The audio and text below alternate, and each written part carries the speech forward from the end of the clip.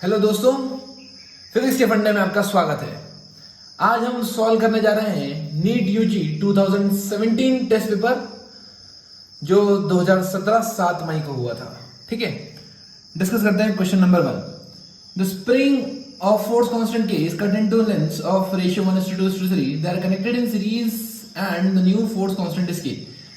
Then they are connected in parallel and force constant is k dash. Then k dash is to k dash will be. अब वो क्या पूछ रहे हैं कि एक स्प्रिंग है, स्प्रिंग को हमने काट दिया 1:2:3 में। दोस्तों हमेशा याद रखना, you know that F equals to K X होता है, राइट। ये k क्या होता है? फोर्स कांस्टेंट, और x होता है इलॉन्गेशन। ये k वैसे कांस्टेंट होता है, लेकिन ये k किस पे डिपेंड करता है? लेंथ पे। अगर एक स्प्रिंग के लिए तो कांस्टेंट है, लेकिन अगर मैं स्प्रिंग की लेंथ चेंज कर दूं तो ये k चेंज हो जाता है। k is inversely proportional to l। ये चीज आप याद रखना।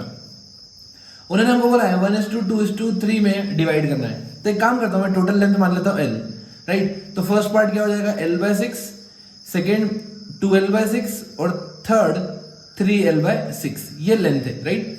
अगर ये लेंथ है तो दोस्तों क्या k इसके इनवर्सली प्रोपोर्शनल होती, राइट। तो ये हो जाएगा, पहला वाला हो जाएगा मेरा 6k, दूसरा हो जाएगा 6k/2, तीसरा हो जाएगा 6k/3।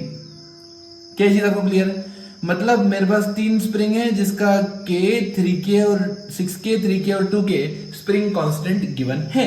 ठीक है, अब वो क्या बोल रहे हैं, स्प्रिंग को अगर मैं पैरेलल में लगाता हूं, जब मैं पैरेलल में लगाता हूं दोस्तों, तो स्प्रिंग और कैपेसिटेंस बिल्कुल सेम बिहेव करते हैं, तो हम डायरेक्ट ऐड कर देंगे तो ये हो जाएगा 11k।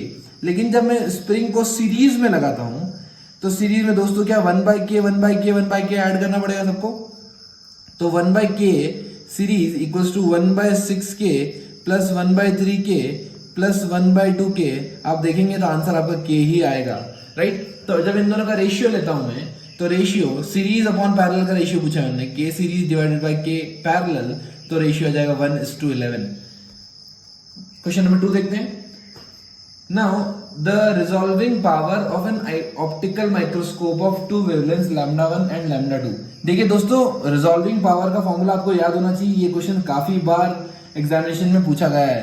रिजॉल्विंग पावर होती है मेरी d डिवाइडेड बाय 1.22 लैम्डा। मतलब रिजॉल्विंग पावर इनवर्सली प्रोपोर्शनल होती है लैम्डा के। अगर ये इनवर्सली प्रोपोर्शनल होती है लैम्डा के, तो मैं डायरेक्ट लिख सकता हूं R1/R2 equals to λ2 by λ1, that is equals to 3/2, 6000/4000. Question number 3. The two nearest harmonics of a closed tube closed at one end and open at other end are 220 and 260. देखिए इस type का question भी काफी बार आ चुका है exam में, और आपको इस बार भी इस तरह के क्वेश्चन मिल सकते हैं। आपको पता है कि दो कंसेक्यूटिव हार्मोनिक्स का अगर मैं डिफरेंस निकालूं, पाथ डिफरेंस या वेव का डिफरेंस निकालूं, तो λ/2 के बराबर आता है, राइट। चलिए, या फिर मैं अगर हार्मोनिक की बात करूं तो V/4L और 3V/4L, 5V/4L, अगर मैं कुछ भी डिफरेंस निकालता हूं तो डिफरेंस हमेशा आता है 2V/4L। अगर ये डिफरेंस आता है तो क्या मैं 260 - 210T का डिफरेंस भी 2V/4L से कंपेयर कर सकता हूं?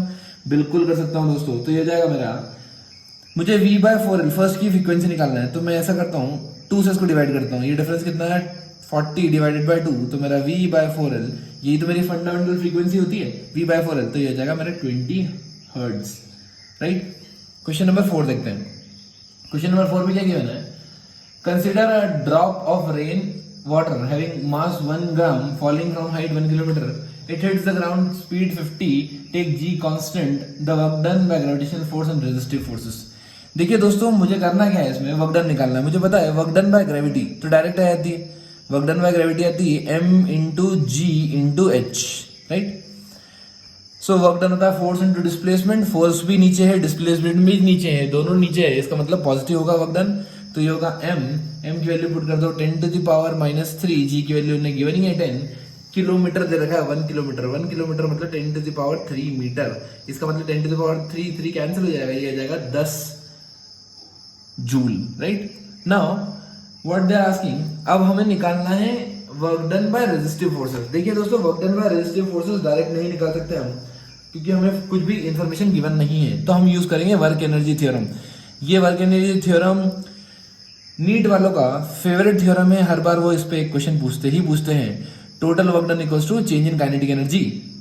ना जैसे ही वो एक हाइट से ड्रॉप किया 50 मीटर, उसकी स्पीड कितनी होगी 50 metre per second final, right. Initially drop किया तो 0 है, तो ये जाएगी half into M into V square. V square कितना हुआ है दोस्तों मेरा 50 का square is equals to work done by gravity that is 10 joule plus work done by resistive forces. अगर आप दोस्तों उसको सो है 1.25 10 प्लस WR, तो मेरा आ गया आंसर -8.75। ये आ गया मेरा रेजिस्टिव फोर्सेस के कारण जो भी वर्क डन हुआ है वो, राइट। क्वेश्चन नंबर 5 देखते हैं। A physical quantity of dimensions of that of length can be formed out by CG E square by 4 pi epsilon not. Now हमें क्या करना होती है इस तरह के क्वेश्चंस पे, आपको पता है हमें डायमेंशनल अप्रोच लगानी पड़ती है। डायमेंशनल अप्रोच कैसे लगाता हूं दोस्तों मैं, जैसे लेंथ निकालना L is equals to C A into B into C लिख दिया, राइट। कोई भी क्वांटिटी सबको मल्टीप्लाई करते हैं हम, तो C to the power A G to the power B E square by 4 pi epsilon naught to the power C, right. अब देखिए दोस्तों एक चीज आपको पता है, ये E क्या है यहाँ पे, ये E is electric charge given है यहाँ पे, राइट। तो सबके डायमेंशन पता होना चाहिए। C के डायमेंशन में रख दूंगा, स्पीड है ये तो जाएगा L बाय T। G के डायमेंशन आपको पता ही होंगे, G के dimension M -1 L cube T -2 होते हैं, और E square by 4 pi epsilon not के डायमेंशन आपको आ जाएंगे M L क्यूब T -2। दोस्तों अब यहाँ पे वैल्यू पुट करके कंपेयर करेंगे तो हमारे A B और C की वैल्यूज निकल आएगी। हमारा क्वेश्चन नंबर 4 का आंसर होगा, क्वेश्चन नंबर 5 का आंसर होगा 4th ऑप्शन, राइट। चलिए नेक्स्ट प्रॉब्लम देखते हैं। नेक्स्ट प्रॉब्लम में क्या गिवन है हमको, question number 6, they have given 2 rods A and B of different material are welded together as shown in the figure. The thermal conductivities are given K2. Composite key conductivity पूछ रहे हैं। देखिए दोस्तों क्या किया उन्होंने, एक K1 लिया एक K2 लिया, दोनों को ऐसे वेल्ड कर दिया, तो क्या जो फाइनल है एरिया हो गया वो डबल हो गया होगा, राइट ना। यू नो दैट रेजिस्टेंस जो होता है वो R equals to L by KA होता है, राइट। अब आपको दिख रहा होगा कि ये दोनों पैरेलल में जुड़ रखे हैं। अगर ये पैरेलल में जुड़े हुए हैं तो क्या मैं ऐसे ऐड कर सकता हूँ उनको, KA final K1 A1 L1 1/R कर रहा हूँ ना, K2 A2 L2 equals to effective K effective into area कितना हो गया दोस्तों, डबल हो गया। लेंथ तो अभी भी उतनी ही है, राइट। तो length L1 L2 L effective same होगी, बस एरिया भी A कैंसिल हो गया, तो ये हो गया K1 plus K2 bye 2। Question number 7 देखेंगे। A capacitor is charge by a battery, the battery is remove. देखिए हमेशा याद रखिए दोस्तों, जैसे ही मैं बैटरी को रिमूव जब तक बैटरी कनेक्टेड रहेगी कैपेसिटर से पोटेंशियल सेम रहता है, लेकिन जैसे ही बैटरी रिमूव कर दी चार्ज कांस्टेंट होता है। कॉन्सेप्ट है, आप याद कर लीजिए। Now another identical अनचार्ज capacitor connected in parallel. अब क्या किया मैंने, एक अनचार्ज कैपेसिटर लेके आया, इसके ऊपर चार्ज कितना गया अभी Q equals to C V के बराबर, राइट। अब मैं अनचार्ज कैपेसिटर लेके आया और उसके पैरेलल में मैंने कनेक्ट कर दिया। अब क्या होगा, चार्ज फ्लो होना स्टार्ट होगा। कब तक फ्लो होगा, जब तक दोनों का पोटेंशियल बराबर नहीं हो जाता। और आइडेंटिकल है तो क्या बराबर बराबर चार्ज बांट लेंगे, मतलब Q/2 इसके ऊपर हो जाएगा और Q/2 इसके ऊपर हो जाएगा। वो पूछ रहे हैं the total electrostatic energy of resultant system. अब देखिए दोस्तों, अगर मैं इनिशियल एनर्जी की बात करूं, इनिशियल एनर्जी होगी हाफ CV², करेक्ट। अब अगर मैं फाइनल एनर्जी की बात करूं तो फाइनल एनर्जी इन दोनों का पोटेंशियल क्या हाफ हाफ हो जाएगा। अगर ये इधर से चार्ज फ्लो होना स्टार्ट हुआ तो चार्ज भी कितना हो जाएगा, आधा आधा दोनों के ऊपर, लेकिन नेट चार्ज अभी भी कितना होगा 2। तो मैं फाइनल एनर्जी लिखूंगा अगर तो half into 2C into V/2, potential कितना हो गया हाफ का होल स्क्वायर, तो हो जाएगा हाफ CV²/2। तो आपको यहां से दिख रहा होगा it decreases by a factor of 2, 2 के फैक्टर से। ठीक है दोस्तों, देखते हैं question number 8। In a common emitter transistor amplifier the audio signal voltage across the collector is 3 volt, the resistance of the collector is 3 kilo ohm, if the current gain is 100 and the base resistance is 2 kilo ohm, the voltage and the power gain of the amplifier is। देखो हमें क्या निकालना है, voltage gain निकालना है और power gain निकालना है दोस्तों। बीटा क्या होता है, current gain, IC upon IB। Similarly अगर मैं वोल्टेज गेन लिखूं, वोल्टेज गेन क्या होता है, VC अपॉन VB, राइट। अब मैं वोल्टेज गेन निकालता हूं AV अगर निकाला मैंने तो क्या V इक्वल्स टू IR लगा सकता हूं, तो ये लगाता हूं ICRC डिवाइडेड बाय IBRB। तो यहां से मेरा वोल्टेज गेन आ गया AV, कितना आ गया दोस्तों, वैल्यूज पुट कर दीजिए। बीटा की वैल्यू गिवन है 100 और ये है 3 किलो ओम, ये है 2 किलो ओम, तो किलो किलो कैंसिल हो गया, ये हो गया 150, right. Now they are asking power gain. Power gain कितना होता है, power equals to current gain into voltage gain. So current gain is 100, voltage gain is 150, तो मेरा आ गया 15000। This will be the power gain. देखिए दोस्तों क्वेश्चन नंबर 9 देखते हैं। क्वेश्चन नंबर 9 में क्या गिवन है, pressure versus volume curve given है और यहाँ पे डिफरेंट प्रोसेस दे रखी है उनने, राइट। सबके नाम दे रखे हैं, this is process 1, this is process 2, this is process 3, this is process 4। Now we have to identify which process represent which curve. अब यहाँ पर पहला आप देखिए कि ये स्ट्रेट लाइन है, राइट। इसका मतलब यहाँ पे प्रेशर तो कम हो रहा है लेकिन वॉल्यूम क्या है, कांस्टेंट। अगर वॉल्यूम कांस्टेंट है तो ये क्या हो गया, आइसोकोरिक। सिमिलरली आप ये फोर्थ लाइन देखिए, ये हॉरिजॉन्टल है, मतलब यहाँ पे प्रेशर क्या कांस्टेंट है, वॉल्यूम चेंज हो रहा है, तो ये कौन सा हो गया हमारा, आइसोबारिक। अब ये दो लाइन है, इसमें से एक होगी आइसोथर्मल और एक होगी एडियाबेटिक। हमेशा याद रखना जिसका स्लोप ज्यादा हो वो एडियाबेटिक रिप्रेजेंट करती है, द गामा, क्योंकि गामा किसका ज्यादा होता है, एडियाबेटिक का, इसलिए जिसका स्लोप ज्यादा उसका वो एडियाबेटिक। तो आपको 2 का स्लोप ज्यादा दिख रहा होगा, तो 2 रिप्रेजेंट्स एडियाबेटिक। अभी हम देखेंगे क्वेश्चन नंबर 10। क्वेश्चन नंबर 10 काफी इंपॉर्टेंट क्वेश्चन है भाई। यहाँ पे हमने क्या गिवन है, suppose charge of a proton and electrons differs slightly, one of them is minus E and other is E plus delta E. If the net of electrostatic force and gravitational force between two hydrogen atoms placed at a distance d much greater than the atomic size apart is 0, then delta E is of the order of। वो बोल रहे हैं कि दोनों के बीच में जो net force है, मतलब ग्रेविटेशनल फोर्स और इलेक्ट्रोस्टैटिक फोर्स एक दूसरे के बराबर हैं। तो हम निकालते हैं, सबसे पहले हमें पता है हाइड्रोजन एटम में क्या होता है, एक होता है प्रोटॉन और एक होता है इलेक्ट्रॉन, राइट। दो चीज होती है, सेंटर पे होता है पॉजिटिव चार्ज, इधर होता है नेगेटिव चार्ज, इसमें कोई न्यूट्रॉन नहीं होता। अगर मैं इस एटम का टोटल चार्ज निकालूं तो टोटल चार्ज होता है net charge equals to charge of proton and charge of electron. तो बोल रहे हैं चार्ज ऑफ प्रोटॉन है E और चार्ज ऑफ एक चार्ज हमने गिवन है E प्लस डेल्टा E, एक माइनस E है और एक E प्लस डेल्टा E है। तो नेट चार्ज कितना आ गया दोस्तों, नेट चार्ज आ गया मेरा एटम के ऊपर डेल्टा E। अब वो बोल रहे हैं कि डेल्टा E, अब देखो मास देखते हैं, मास में क्या होगा, ये मास होगा इसका एटम का प्लस इलेक्ट्रॉन का। So mass of the atom equals to mass of nucleus plus mass of electron. तो न्यूक्लियस में सिर्फ प्रोटॉन ही। अब देखो प्रोटॉन के कंपैरिजन में इलेक्ट्रॉन का मास मैं नेग्लिजिबल मान लेता हूं, तो जो नेट मास हो जाएगा वो मास ऑफ द प्रोटॉन के बराबर हो जाएगा, करेक्ट। तो अब मैं फोर्स निकालता हूं, दो एटम रख दिए ऐसे सिमिलर, तो कितना हो जाएगा, K into net charge delta Q, K Q Q by R square is equals to G into M1 into M2 by R square, right. दोनों की डिस्टेंस बराबर बराबर है। अब K की वैल्यू हमें निकालना है, पता है हमें 9 इंटू 1, K की value 1/4 pi epsilon naught, that is 9 into 10 to the power 9। So G की वैल्यू पुट कर दीजिए 6.67 इंटू 10 टू द पावर -11।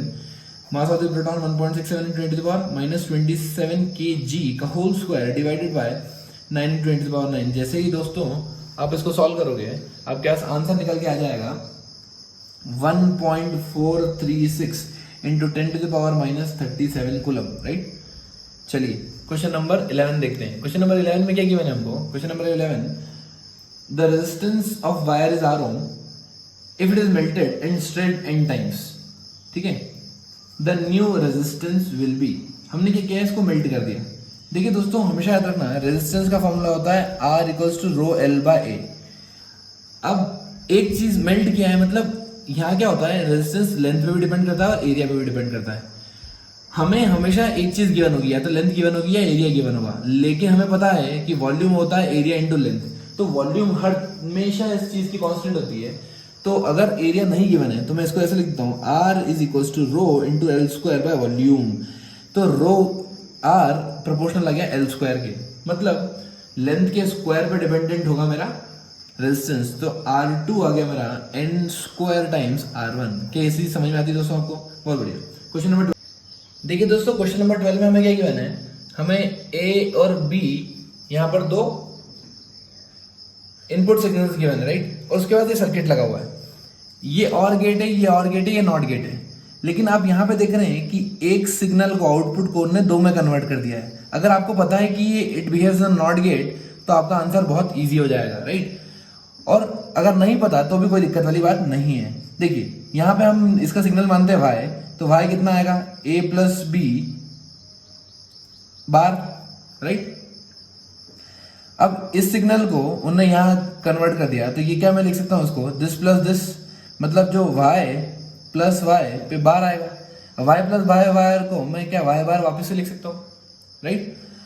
और फिर ये y बार यहाँ पे गया, यहाँ से क्या निकलेगा, नॉट गेट मतलब उल्टा हो जाएगा, तो y मेरा आंसर आएगा, y मतलब मेरा आंसर आएगा a प्लस बी बार।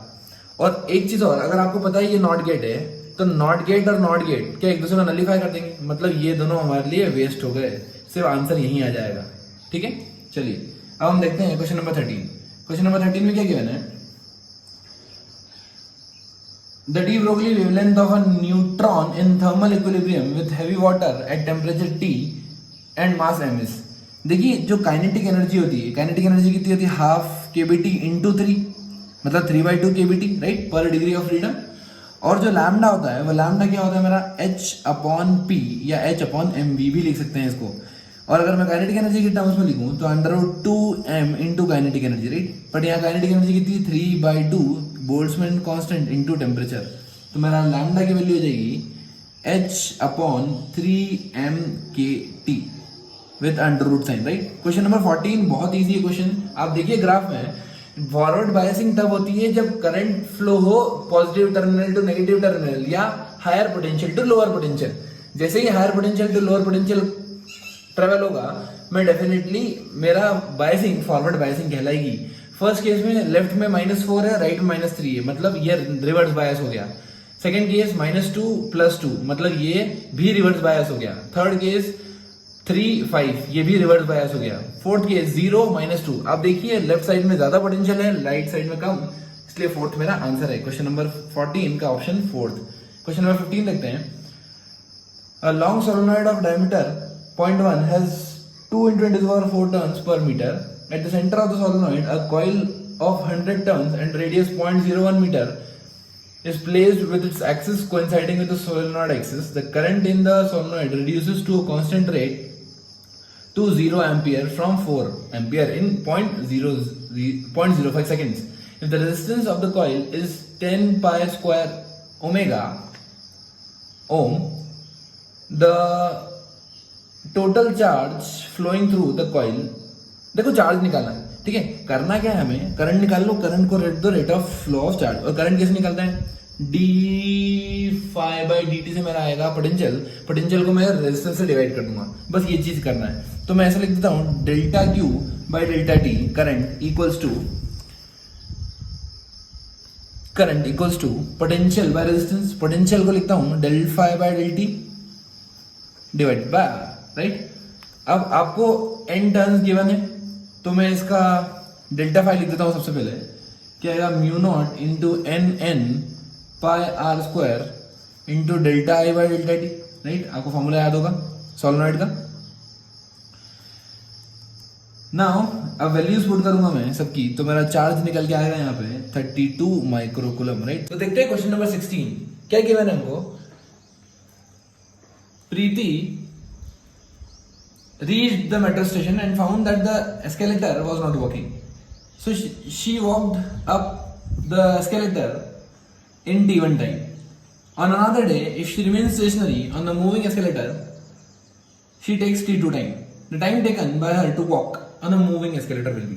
देखिए पहले दिन क्या हुआ, वो with respect to escalator चल रही, तो velocity of Preeti with respect to escalator is equals to speed equals distance by time. Distance में l मान लेता हूँ, टाइम लगा t1, correct. Now second time velocity of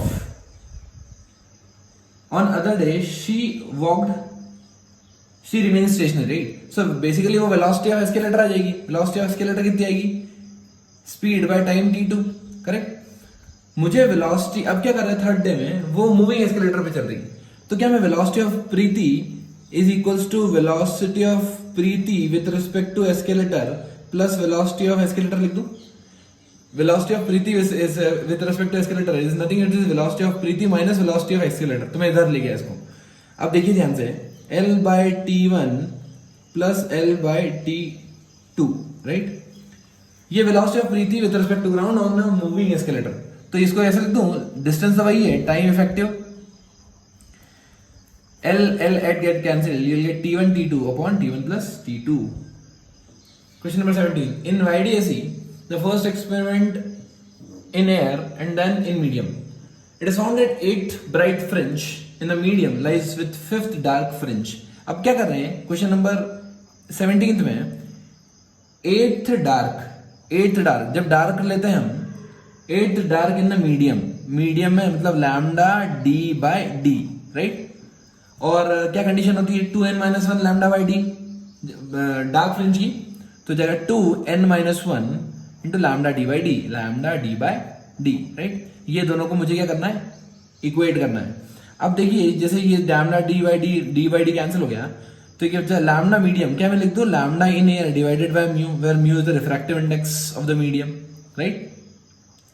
तो ये लैम्डा भी कैंसिल हो जाएगा. मेरा म्यू की वैल्यू हो जाएगी लैम्डा डी बाई 2d होता है, right. 2n-1 lambda D by 2d. तो ये हो जाएगा 2 into 8 16, ये हो जाएगा 16 by n, that is 1.78, right. Question number 18 में क्या गिवन है? A beam of light from a source L is incident normally on a plain paper fixed at a certain distance x from the source. The beam is reflected back as a spot on scale placed just above the source. When the mirror is rotated through an angle theta, the spot of light is found to move through a distance y on the scale. देखो आपको याद होगा कि अगर मैं mirror को theta angle से rotate करता हूँ, ध्यान से देखना, थीटा एंगल से रोटेट करता हूँ, तो जो रिफ्लेक्टेड वे होती है वो 2 थीटा से रिफ्लेक्ट हो जाती है, याद है. अगर मैं इसको वर्टिकली देखूं यहाँ से, जैसे मैंने इंसिडेंट किया इसको, और मैं इसको थीटा से घुमा रहा हूँ, राइट, तो क्या ये रिफ्लेक्टेड रे 2 थीटा चली जाएगी. अगर मैं इसको y लेता हूँ, इसको x लेता हूँ, तो 10 थीटा बहुत स्मॉल है, तो क्या लिख दूं? 10 to theta is approximately equal to 2 theta equals to y by x, right. तो मेरा आंसर कितना हो जाएगा? Theta is equals to y upon 2x, right. चलिए अब देखते हैं क्वेश्चन नंबर 19. क्या गिवन है क्वेश्चन नंबर 19 में? If theta 1 and theta 2 the apparent angle of dip observed in two vertical planes at right angle to each other. हमेशा याद रखिए एक फॉर्मूला है डायरेक्ट, कि पहली बात तो हम जो मैग्नेटिक मेरिडियन जब डिप कैलकुलेट करते हैं तो वो मैग्नेटिक मेरिडियन में ही कैलकुलेट करते हैं. लेकिन if instead of calculating the dip in magnetic meridian, if you are calculating in two mutually perpendicular planes, ये दो प्लेन्स है अलग अलग, ये वाला और ये वाला, और दोनों म्यूचुअली परपेंडिकुलर हैं. अगर इसमें मैंने कैलकुलेट किया है तो हमेशा फॉर्मूला याद रखिए, कॉट स्क्वायर थीटा, ये थीटा क्या है? Old, is equals to cot square theta 1 plus cot square theta 2. मतलब थीटा 1 थीटा 2 नए मेरिडियन में एंगल्स हैं जो कि म्यूचुअली परपेंडिकुलर हैं, ठीक है. क्वेश्चन नंबर 20 में क्या गिवन है? Two cars moving in opposite direction approach each other with speed 22 meter per second and 16 meter per second respectively. The driver of the first car blows a horn having frequency 400 hertz. The frequency heard by the driver of the second car is. देखिए यहाँ पे Doppler effect के ऊपर question नहीं है. कब? जब दोनों ऑब्जर्वर और सोर्स दोनों मूव कर रहे हैं तो एपरेंट फ्रीक्वेंसी आती है original frequency equals to v plus minus v o. यहाँ पे क्या लेंगे? वी ओ प्लस लेंगे, क्योंकि दोनों ऑब्जर्वर अपनी फ्रीक्वेंसी बढ़ा रहा है, तो वीओ और नीचे जो सोर्स है वो भी क्या कर रहा है? बढ़ा रहा है. दोनों एक दूसरे के आसपास आ रहे हैं, राइट. तो ऊपर लेंगे प्लस, नीचे लेंगे माइनस. यहाँ पे हो जाएगा 400 इंटू वी है 340, वेलोसिटी 16.5 गिवन है अपने को, और ये हो जाएगा 340 ले लेता हूं मैं गिवन है अपने को वेलोसिटी ऑफ साउंड और ये -22। जब मैं इसको सॉल्व करता हूं तो मेरा आंसर आ जाएगा 448 hertz. This is the frequency of heard apparent frequency heard by the observer। दोस्तों देखते हैं question number 21। Two blocks A and B of mass 3m and m respectively are connected by a massless and inextensible string. The whole system is suspended by a massless spring as shown in the figure. The magnitudes of the acceleration of A and B immediately after the string is cut.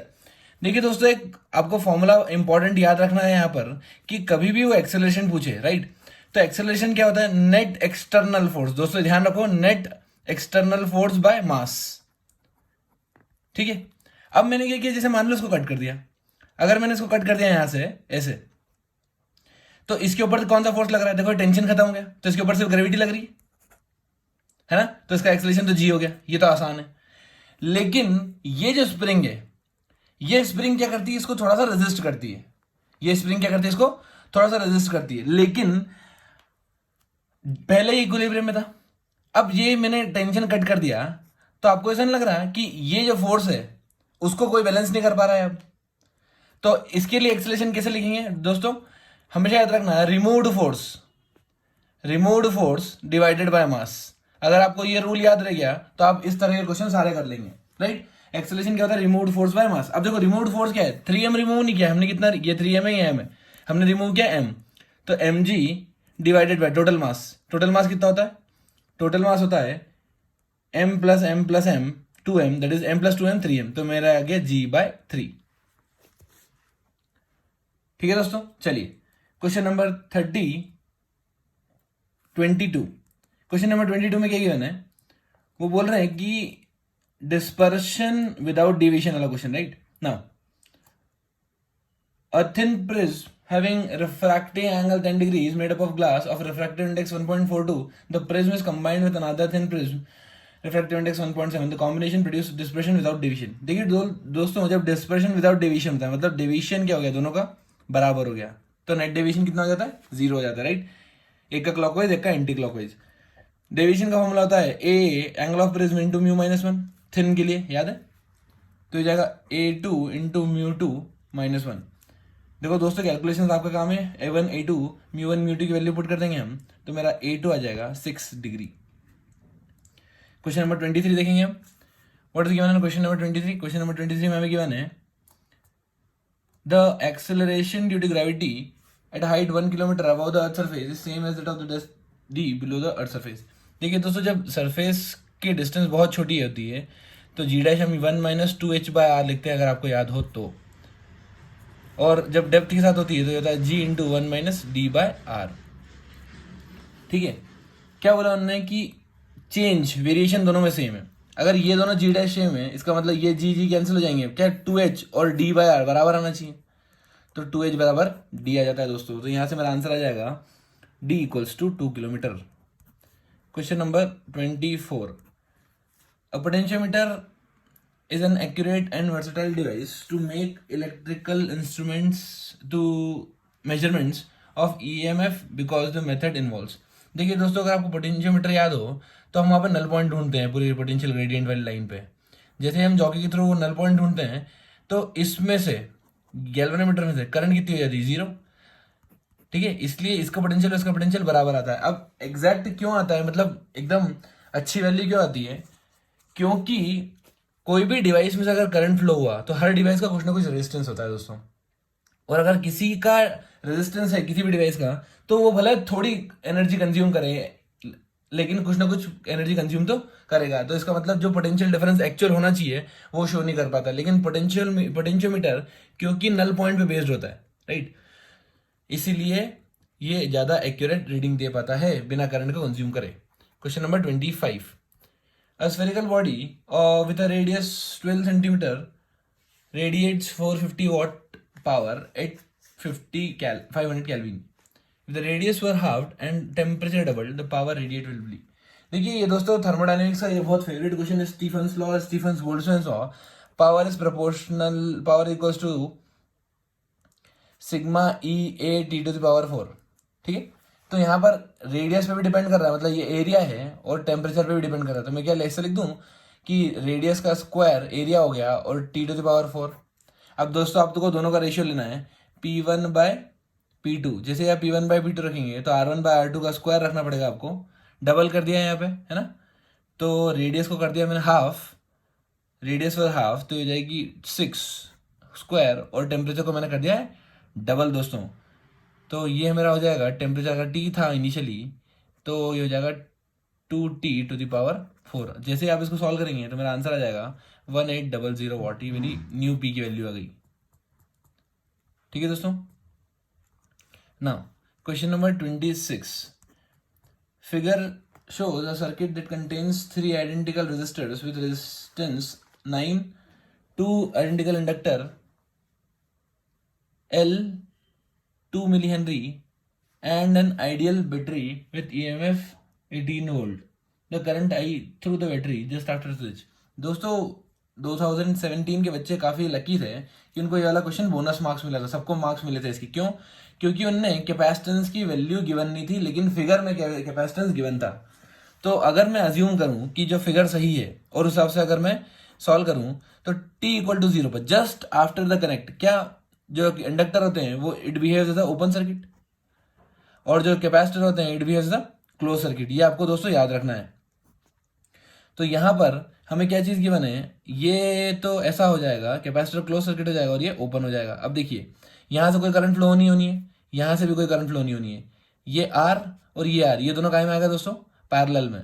और ये दोनों parallel में आ गए हैं तो मैं parallel वाला formula लगा सकता हूं, राइट। तो ये हो जाएंगे R/2। अब मैं V=R/2 लगाऊंगा, V=IR लगाता हूं, V=I×R। तो मेरा जो रेजिस्टेंस कितना गिवन है 9, तो यहां पे I की वैल्यू हो जाएगी 2 एम्पियर।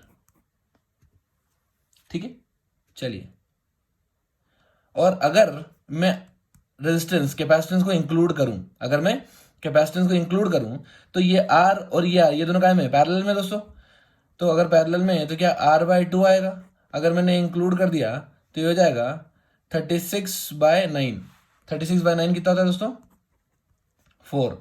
तो करंट की वैल्यू उस केस में 4 आएगी। मतलब इसमें 2 ऑप्शन करेक्ट है, या तो 2 आंसर आना चाहिए या 4 आंसर आना चाहिए। पर अगर आप ऑप्शन में देखेंगे तो सिर्फ और सिर्फ 2 गिवन है। अगला क्वेश्चन देखते हैं, question number 27। Radio active material A has decay constant 8 lambda and material B has decay constant lambda. Initially they have same number of nuclei. After what time the ratio of number of nuclei of material B to that of A will be 1/E. देखिए दोस्तों, मुझे पता है उन्होंने given है कि ratio अनडिकेड का ratio कितना होना चाहिए, मतलब NB = NA/E, ऐसा बोला, 1/E होना चाहिए रेशियो। ठीक है। डीके कांस्टेंट भी गिवन है, मुझे पता है।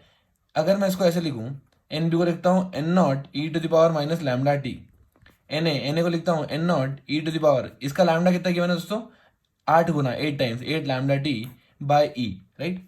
अब N0 गेट कैंसिल हो गए। अब मैं सॉल्व करूंगा इसको, ये इस E डिवाइड में तो ऊपर जाएगा तो -1 हो जाएगा। दोनों की पावर कंपेयर करता हूँ, λT = -8 λT-1। जैसे आपको इसको सॉल्व करेगा तो T आ जाएगा मेरा 1/7 लैम्डा विथ नेगेटिव साइन। तो यहाँ पर जो आंसर होगा वो होगा मेरा 1/टाइम नेगेटिव नहीं हो सकता है, T = 1/7 लैम्डा। क्वेश्चन नंबर 28 देखते हैं। देखो 4 diagrams below shown the region of equipotential. जब भी इक्विपोटेंशियल रीजन गिवन हो, जैसे मान लो यहाँ और यहाँ का पोटेंशियल सेम है, राइट, या यहाँ और यहाँ का पोटेंशियल सेम है। अगर पोटेंशियल सेम है तो पोटेंशियल डिफरेंस 0 हो जाता है। लेकिन अगर यहाँ से यहाँ तक पोटेंशियल वेरी हो रहा है कॉन्स्टेंटली, इधर से इधर कॉन्स्टेंट वेरी हो रहा है, इधर से इधर कॉन्स्टेंट वेरी हो रहा है, तो मैं वर्क डन निकालता हूँ। तो वर्क डन क्या होता है? चेंज इन पोटेंशियल एनर्जी, या फिर मैं ऐसा भी लिख सकता हूँ, charge into change in potential. अगर चेंज इन पोटेंशियल सेम है तो वर्क डन भी हर केस में क्या आएगा दोस्तों? सेम आएगा। Question number 29। 2 astronauts are floating in gravitational free space after having lost contact with each other in spaceship the two. देखिए दोस्तों, सबसे कॉन्टैक्ट उनका टूट गया है तो उनके पास खुद का मास तो होगा, और मास अगर मैं ऊपर चले जाता हूँ मान लो स्पेस में, तो मास चेंज नहीं होता, वेट चेंज होता है। ठीक है, तो वो दोनों एक दूसरे को अट्रैक्ट करेंगे क्योंकि उनके पास मास है G m1 m2/r² फोर्स से। थ्योरेटिकल क्वेश्चन है।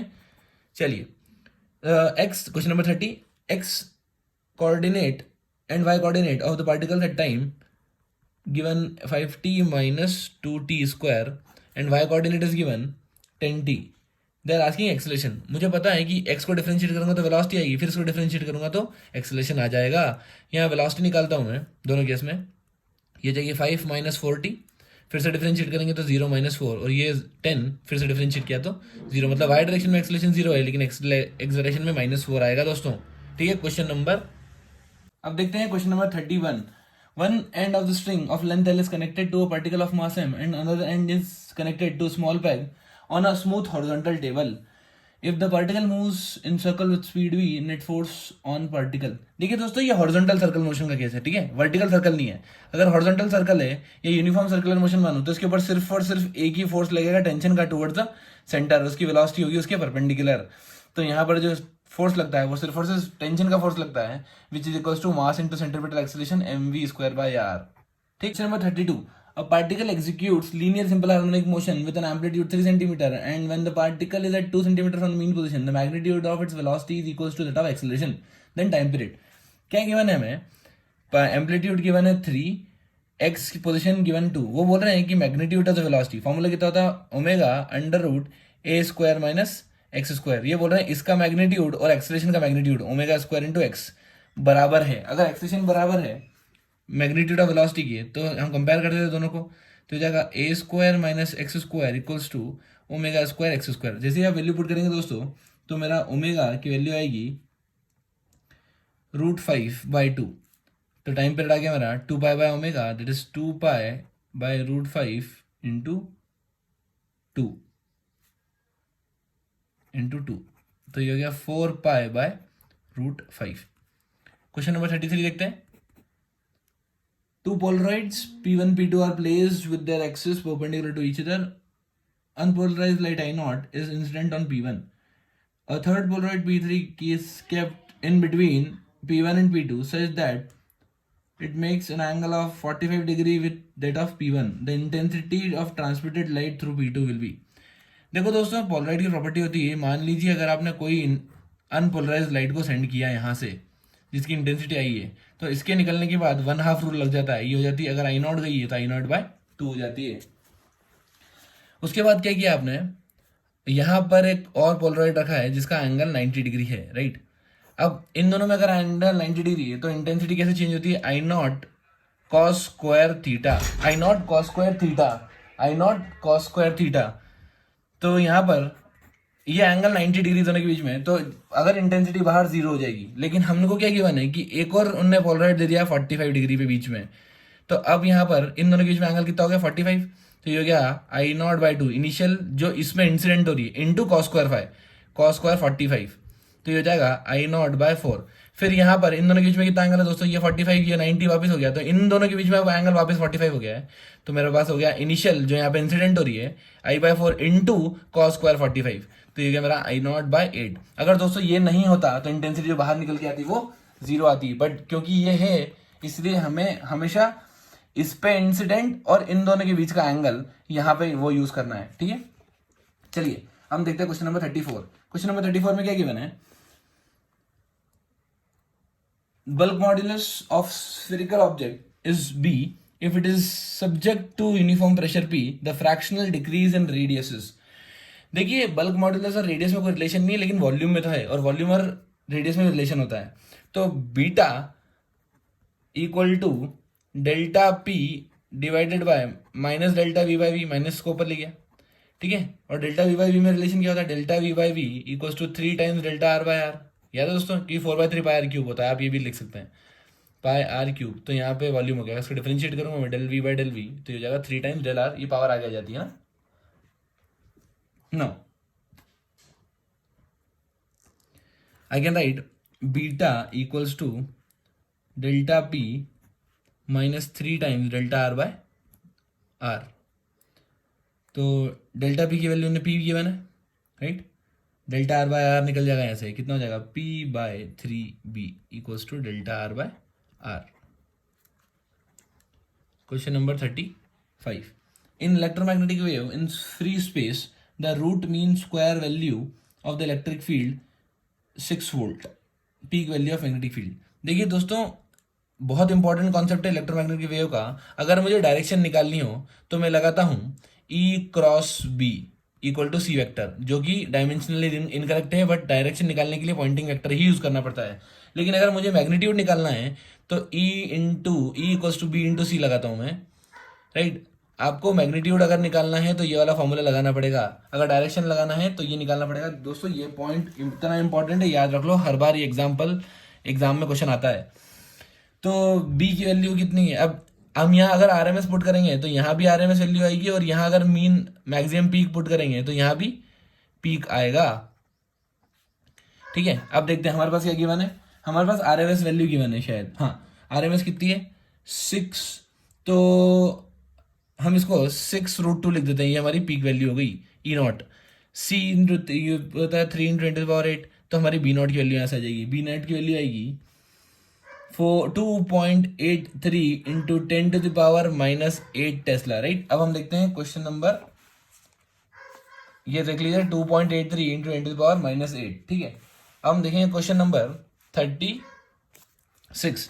क्वेश्चन नंबर 36 में क्या गिवन है, अ रोप is wound around a hollow cylinder of mass 3 kg, radius 40 centimeter. If the angular acceleration of the cylinder, what is the angular acceleration of the cylinder? देखिए दोस्तों, angular acceleration निकालना है तो torque equals to I alpha होता है। मतलब यहाँ से ये फोर्स एफ लग रहा है, मान लो रेडियस आर है, तो टॉर्क कितना हो गया एफ इंटू आर।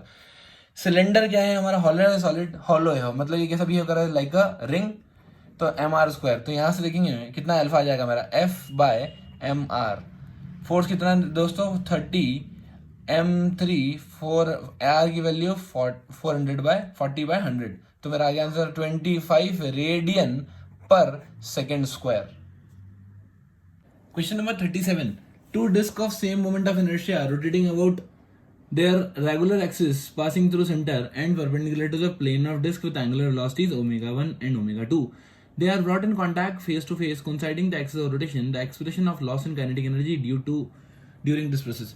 देखो दोस्तों, आप ये डायरेक्ट फॉर्मूला याद कर लो, ये इंपॉर्टेंट है। हाँ 1/4 I ω1 square minus ω1 minus ω2, sorry ω1 minus ω2 the whole square. इसको डिराइव कैसे करते हैं, देखिए दोस्तों क्या कर रहे हैं, एंगुलर मोमेंटम कंजर्वेशन लगाते हैं पहले तो।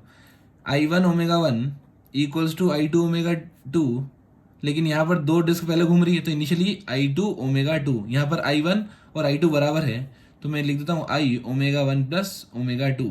अब फाइनल एंगुलर मोमेंटम क्या है, दोनों साथ में घूम रही है, तो मोमेंट ऑफ इनर्शिया कितना हो गया, डबल हो गया into omega final, right.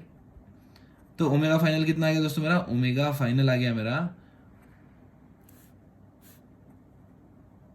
ω1 plus ω2/2, ये मेरा ओमेगा फाइनल आ गया, राइट, जब ये दोनों साथ में चिपक के घूमने लग गई। अब इनिशियल काइनेटिक एनर्जी कैसे निकालेंगे, half I1 omega square plus half I2 omega 2 square, ये मेरी इनिशियल एनर्जी हो गई। फाइनल कैसे निकालेंगे, half into 2I into omega final square. अगर मैं लॉस निकालता हूँ तो लॉस क्या आता है दोस्तों, इनिशियल माइनस फाइनल। हमेशा याद रखना, लॉस तभी होगा जब इनिशियल एनर्जी ज़्यादा होगी, और फाइनल ज़्यादा होगी तो गेन हो जाएगा वो। तो यहाँ पे हम सॉल्व करेंगे तो ये आता है answer 1/4 I ω1 minus ω2 1/4 I ω1 minus ω2 the whole square. ठीक है, आप सॉल्व कर सकते हैं इसको। Question number 38, what is given in question number 38। देखिए दोस्तों, ये फोटो इलेक्ट्रिक इफेक्ट पे बेस्ड है। The photo electric threshold wavelength of silver is 3250 × 10⁻⁻10। The velocity of electron ejected from a silver surface by ultraviolet light of wavelength 2536। ये question देख के लग रहा है कि इसमें कैलकुलेशन ज़्यादा होंगे, लेकिन हम देखते हैं कि काइनेटिक एनर्जी मैक्स क्या होता है दोस्तों, energy incident minus work function. यहाँ पे हर चीज़ हमें लैम्डा के टर्म्स में दे रखी है, तो hc/λ लगाना पड़ेगा, और काइनेटिक एनर्जी हाफ mv² आ गई। तो हमें क्या पूछी इन्होंने finally, they are asking speed v, तो ये हो जाएगा v equals to 2 into hc/m, ये कॉमन निकाल लो 1/, ये क्या है इंसिडेंट, और ये है थ्रेशोल्ड 1/λ माइनस 1/λ0 का अंडर रूट। अब आप वैल्यूज पुट करोगे सबकी और फिर सॉल्व करोगे तो आपका आंसर आ जाएगा 6 × 10⁵ metre per second, right. Question number 39, question number 39 देखते हैं। 250 टर्न्स, मतलब एन की वैल्यू गिवन है 250 turns, rectangular coil of length 2.1 centimetre and width 1.25 centimetre carries a current 85 micro ampere and subjected to magnetic field of strength 0.85 tesla. Work done in rotating the coil by 180 degrees. देखिए दोस्तों, work done कैसे निकालते हैं? Work done होता है, अगर electric field का होता है तो p e cos theta 1 minus cos theta, यहाँ पे होता है magnetic moment into B into work done scalar dot product ले लेते हैं, या फिर मैं ऐसा करता हूँ cos theta 1 minus cos theta 2। ये डायरेक्ट फॉर्मूला आपको वर्क डन निकाल के दे देगा। अब एम क्या होता है? आई इंटू ए, लेकिन यहाँ पे एन टर्म्स है तो ये जाएगा N into I into A into B into cos theta 1 minus cos theta 2। एक एंगल 0 डिग्री मान लो और दूसरा एंगल कितना हो जाएगा 180 डिग्री, तो ये हो जाएगा 1 माइनस 1, तो ये जाएगा डबल 2NIAB। अब आप वैल्यूज पुट करेंगे दोस्तों, जैसे आप वैल्यूज पुट करेंगे तो आपका आंसर आ जाना चाहिए 9.1 माइक्रो जूल। अब देखते हैं हम क्वेश्चन नंबर 40। क्या ये मैंने क्वेश्चन नंबर 40 में the ratio of wavelength of last line of बामर and the last line of Lyman. ठीक है, लास्ट लाइन मतलब n इक्वल टू इन्फिनिटी से कहाँ कूदना है मेरे को? लाइमन के लिए हमेशा n इक्वल टू 1 में, लाइमन बामर, राइट, ऐसी सीरीज चलती है। तो n इक्वल टू इन्फिनिटी से n इक्वल टू 2, ये कौन सा हो जाएगी? मेरी बामर सीरीज हो जाएगी। तो z की value 1 upon lambda B equals to Rydberg's constant into Z square into 1 upon 1 square minus 1 upon infinity. और सेकेंड लैम्डा क्या हो जाएगा? 1 upon lambda Paschen, right, 1 upon lambda Paschen is equals to Rydberg's constant into Z square 1/2 square minus 1/इन्फिनिटी square, right. 1/इन्फिनिटी क्या होता है दोस्तों? 0। तो यहाँ पे हम सॉल्व करेंगे तो मेरा आंसर आएगा lambda Balmer divided by lambda Paschen Lyman, हमें लाइमन सीरीज निकालना है, lambda Lyman equals to 4/r divided by 1/r, तो मेरा आंसर आ गया 4। ठीक है, क्वेश्चन नंबर 41 देखते हैं। A Carnot engine having an efficiency of 1/10 as heat engine is used to as a refrigerator. If the work done on system is 10 joule, the amount of energy absorbed from the reservoir at lower temperature. देखिए दोस्तों, वो पूछ रहे हैं कितनी energy आपने absorb की। तो हमें सबसे पहले तो बीटा और ईटा में रिलेशन पता होना चाहिए, कोएफिशिएंट ऑफ परफॉर्मेंस और एफिशिएंसी में। ये होता है 1 माइनस ईटा अपॉन ईटा, राइट। इस बीटा को हम क्या लिख सकते हैं? Heat absorbed divided by work done. ठीक है, तो ईटा इफिशिएंसी कितनी की मैंने 10%, मतलब क्या 0.1 लिख दो, ये निकालना है। वर्क डन कितना की मैंने दोस्तों? वर्क डन हमारा है 10 जूल्स। वर्क डन कितना है दोस्तों? 10 जूल। तो ये हो जाएगा 1 माइनस 0.9, क्या हो गया 0.9, 0.9 इंटू 10 9, 9 डिवाइडेड बाय 0.1 Q2, तो ये मेरा हो गया 90 जूल, 90 जूल्स। ठीक है, ये दोस्तों ये वाला फॉर्मूला आप याद रखना, बीटा ईटा में रिलेशन, और बीटा क्या होता है? Q2 divided by W, heat absorb divided by total work done. हमारा क्वेश्चन नंबर 41 हो गया। अब हम देखेंगे question number 42। A gas mixture consists of 2 moles of O2 and 4 moles of argon at temperature T. Neglecting all vibrational modes, the total internal energy of the system. ये दोस्तों question बहुत easy है। वो पूछ रही टोटल इंटरनल एनर्जी। क्या total internal energy? Internal energy of 1 plus internal energy of 2 होता है। इंटरनल एनर्जी का फॉर्मूला होता है F/2 into NR delta T या NRT। ठीक है, अब आपको यहाँ पे पता है कि एक O2 डायटोमिक है और अर्गन मोनोटॉमिक है। तो मोनोटॉमिक के लिए डिग्री ऑफ फ्रीडम होता है 3, तो हो जाएगा 3/2 NRT और ये हो जाएगा 5/2 NRT, राइट। अब मोल्स भी दोनों के अलग अलग हैं। O2 के मोल्स कितने हैं? O2 के मोल्स 2 हैं और अर्गन के कितने हैं दोस्तों? 4 हैं। तो मैं यहाँ n की जगह 4 पुट कर देता हूँ। अब मैं इसको सॉल्व करूंगा तो कितना आ जाएगा मेरा? 11RT। ठीक है, क्वेश्चन नंबर 43 देखते हैं। क्वेश्चन नंबर 43 में क्या गिवन है? An arrangement of 3 parallel straight wires placed perpendicular to plane of paper carrying same amount of current along the same direction. Magnitude of force per unit length. देखो दोस्तों, आपको पता है कि अगर दो वायर है, उसमें सेम डायरेक्शन में करंट फ्लो हो रही है, तो वो एक दूसरे को क्या करते हैं, अट्रैक्ट करते हैं सेम फोर्स से. अब एक वायर यहाँ है, इसमें भी, तो ये भी इसको क्या करेंगे, अट्रैक्ट करेंगे. अब यहाँ पे हमें दिख रहा है कि अगर मैं इस वायर के ऊपर फोर्स देखूँ तो एक फोर्स यहाँ लग रहा है और एक फोर्स यहाँ लग रहा है. मतलब दोनों का रिजल्टेंट फोर्स कहाँ लगेगा, यहाँ पर, मतलब F√2 आएगा. ठीक है, दोनों 90 डिग्री पे. तो मुझे क्या करना है, मुझे सिर्फ और सिर्फ F की वैल्यू निकालना है. √2 को मल्टीप्लाई कर दूंगा, मेरा आंसर आ जाएगा. F कितना होता है, mu into I1 into I2 by D, ये होता है force per unit length. Mu into I1 into I2 into D into 2 पाई. यहाँ पे आ गया force per unit length, right. अब दोस्तों में इसकी वैल्यूज हमें गिवन है, सब कुछ आई के फॉर्मेट में ही है. I1 I2 बराबर है, तो मेरा आंसर आ जाएगा √2 into mu naught by 2 pi into I² by D. बस देखते हैं दोस्तों question number 44. A U tube with both ends open to the atmosphere is partially filled with water. Oil, which is immiscible with water, is poured into one side until it stands at a distance of 10 mm above the water level on the other side. Meanwhile, the water rises to 65 mm from its original position. See diagram. The density of the oil is. देखो क्या given है कि जब यहाँ से हमने water oil fill करना start किया तो ये 65 mm ऊपर चला गया, तो डेफिनेटली ये 65 mm नीचे आया होगा. लेकिन बैलेंस करने में ये 10 सेंटीमीटर और 10 mm और ऊपर है अभी भी. इसका मतलब अगर मैं एक पॉइंट रेफरेंस लेता हूँ, देखो दोस्तों हमेशा रेफरेंस ऐसा लेना चाहिए जहाँ पे लिक्विड सोए में हो यहाँ से यहाँ तक, और हॉरिजॉन्टल लेवल भी सेम हो. इस पॉइंट पे और इस पॉइंट पे प्रेशर हमेशा क्या होगा, बराबर. Pressure at point a will always be equals to pressure at point b. यहाँ पे हाइट कितनी है, यहाँ पे हाइट है 65 + 65 + 10 140, तो जाएगा density of oil into g into 140 mm. और यहाँ पे कितना हो जाएगा, density of water into g into 130 mm, right. अब ये कैंसिल हो गया, जी जी कैंसिल हो गया, mm कैंसिल हो गया.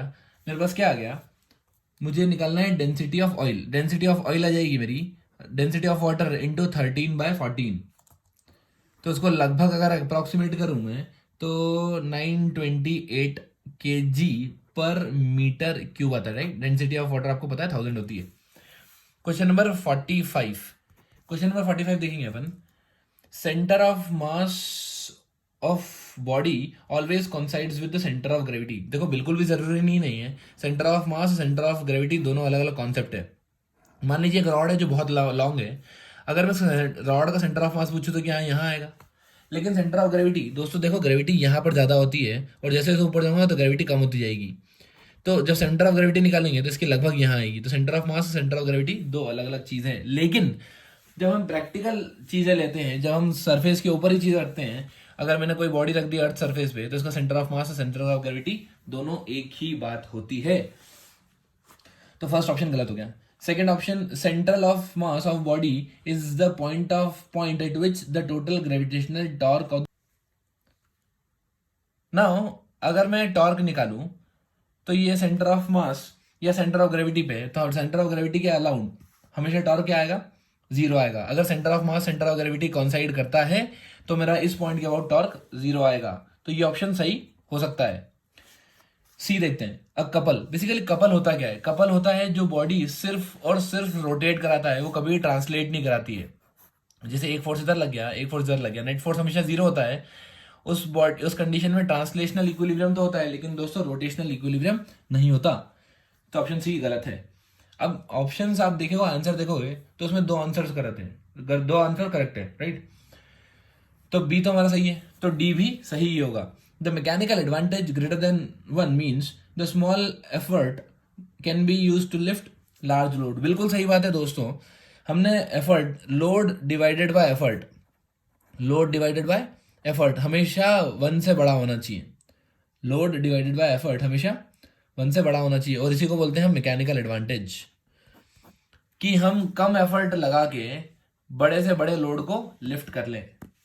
आई होप दोस्तों आपको काफ़ी चीज़ें नई सीखने को मिली होगी और काफ़ी चीज़ें समझ में आई होगी.